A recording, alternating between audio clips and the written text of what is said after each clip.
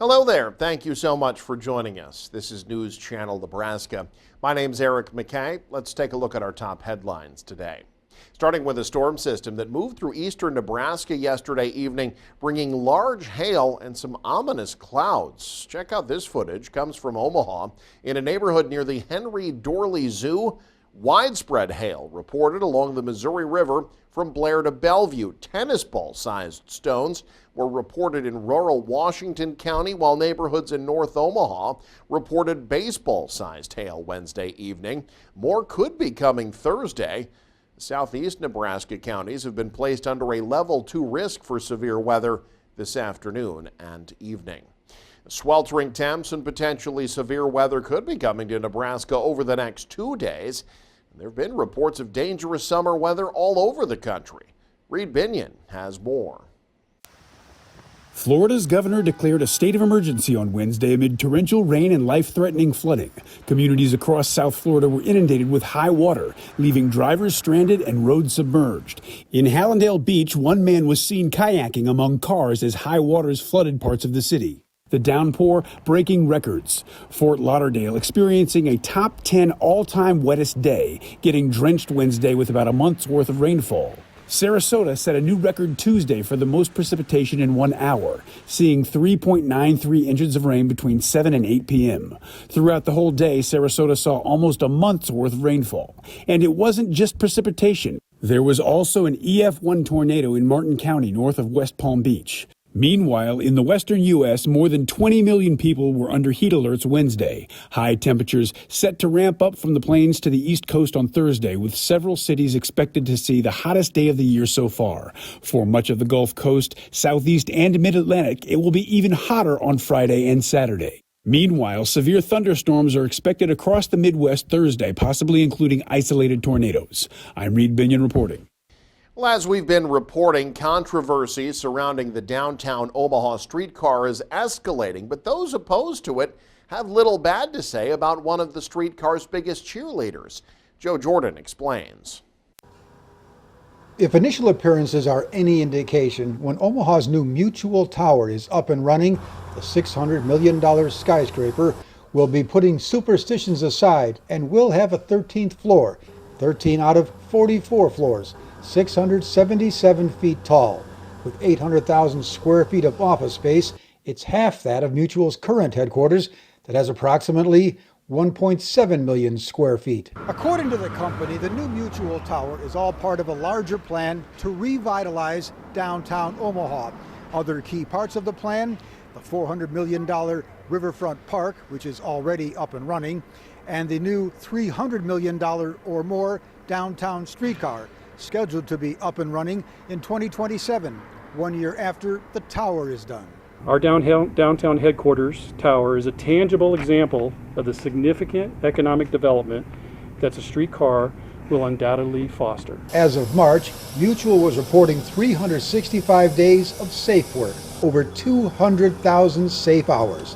When finished at 677 feet, the Mutual Tower will be the tallest building between Chicago and Denver.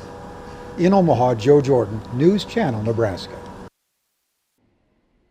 The abortion pill is staying on the market. The Supreme Court on Thursday rejected a lawsuit challenging the Food and Drug Administration's approach to regulating mifepristone. The ruling allows the pill to continue to be mailed to patients without an in-person doctor's visit. Justice Brett Kavanaugh wrote the unanimous opinion. He said doctors and anti-abortion groups didn't have standing to sue.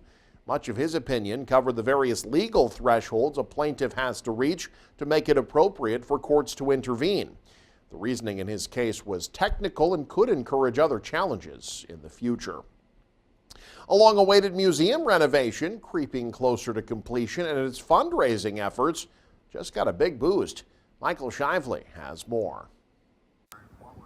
The state of Nebraska is investing in preserving its people's stories. Governor Jim Pillen announced an $845,000 shovel-ready grant for the Museum of Nebraska Art on Wednesday. Every one of our stories is relevant, every one of our families is relevant, and arts are a great way that keep our family stories alive for generations and generations. The grant comes after the legislature already allocated $7.5 million to help fund the museum's massive renovation and expansion. Executive Director Andrew Donahue says the $31.5 million project in Kearney will allow the museum to display more of the state's official art collection, which could have a deep impact on visitors. Because every work of art in the collection tells a story. Every piece of it tells a story of Nebraska, of the artists that have been here, of the expression of the communities, of the people. On top of the construction costs, the museum is campaigning to establish a $5 million endowment. Now that we've built up this great potential, we want to ensure that this lasts for generations after. We want to ensure that we can carry this forward and we can have something that will stand the testament of time. Construction on the project started in 2021. The expansion will add 23,000 square feet to the museum. Donahue expects to start moving staff and art back in before the end of the summer. He's aiming for a grand opening early next year.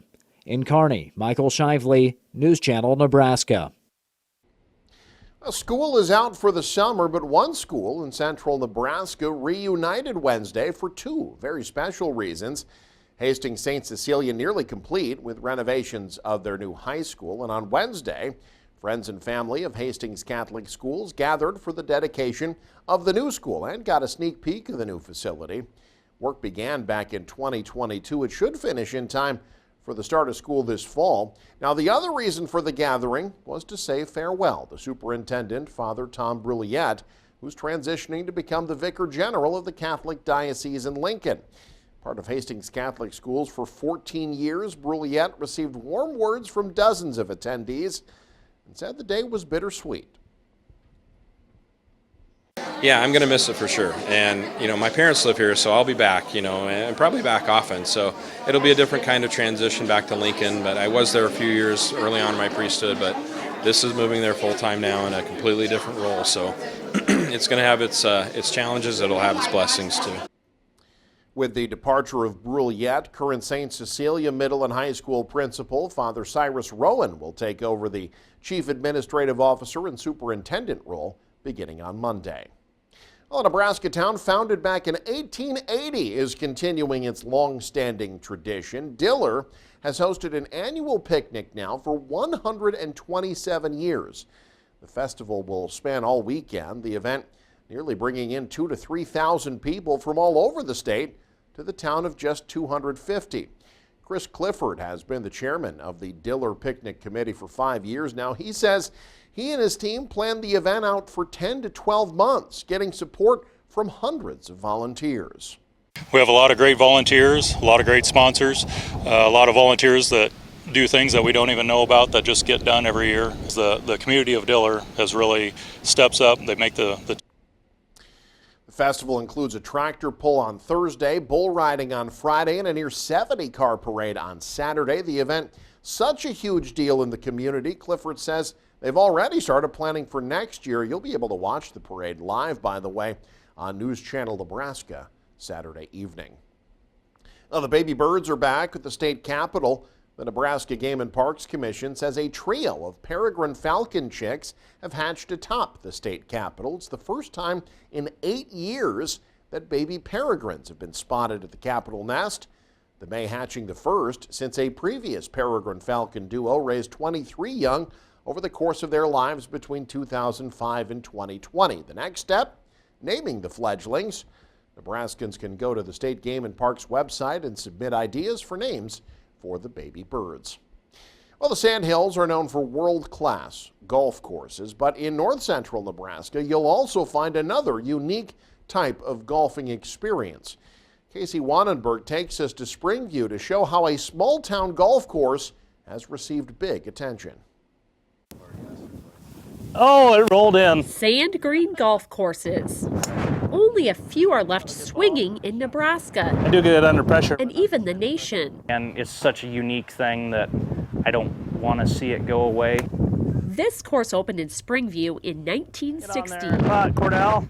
The town is around 45 miles east of Valentine and has a population of 240. I'm the only charter member left. 88-year-old Rod Guru helped the course tee off. We got a beer license and got important.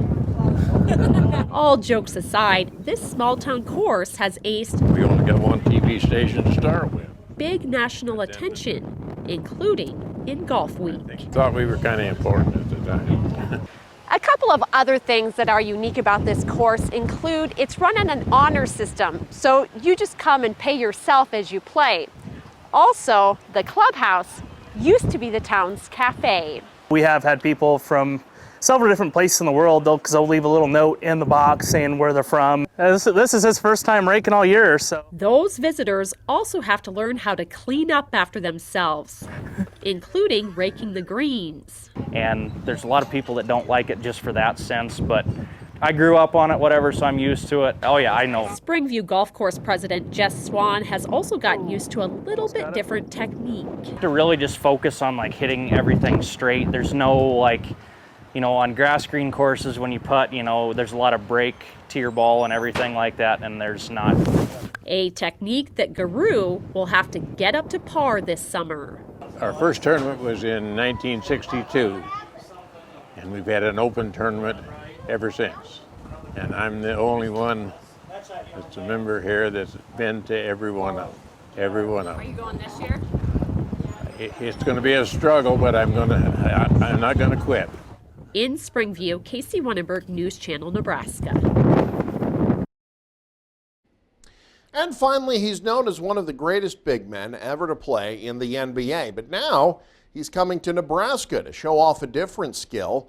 The Royal Grove in Lincoln announced Thursday that Shaquille O'Neal is coming to their venue for a DJ set. The Basketball Hall of Famer, known as DJ Diesel when he's behind the wheels of steel, has been DJing since 2014, making appearances all over the world. Now, Shaq will be spinning tunes in the capital city. On Saturday, June 29th, pre-sale tickets are available at theroyalgrove.com. And you can stay up to date with the very latest by following us online. Head to newschannelnebraska.com, click on the news tab there. You can also follow us on X or like us on Facebook and Instagram as well. Thanks for joining us. Have a great day. You're watching News Channel Nebraska.